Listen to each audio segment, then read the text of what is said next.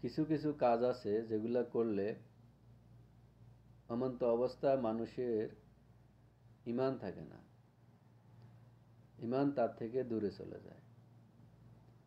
সহিহ বুখারী শরীফের হাদিস, আবু হুরায়রা রাদিয়াল্লাহু আনহু থেকে বর্ণিত, আল্লাহ রাসূল সাল্লাল্লাহু আলাইহি সাল্লাম ইরশাদ করেন, যারা ব্যভিচার করে, ব্যভিচার করা অবস্থায় সে মুমিন থাকে না।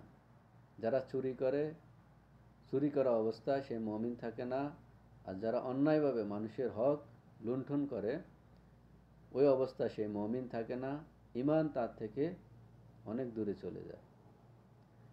অবশ্যই যাদের এই অভ্যাসগুলো আছে সে যেন তওবা করে ফিরে আসে। সে যদি চায় তার ঈমান মজবুত হোক, সে মুমিন অবস্থায় মৃত্যুবরণ করুক, অবশ্যই সে যেন তওবা করে ফিরে আসে।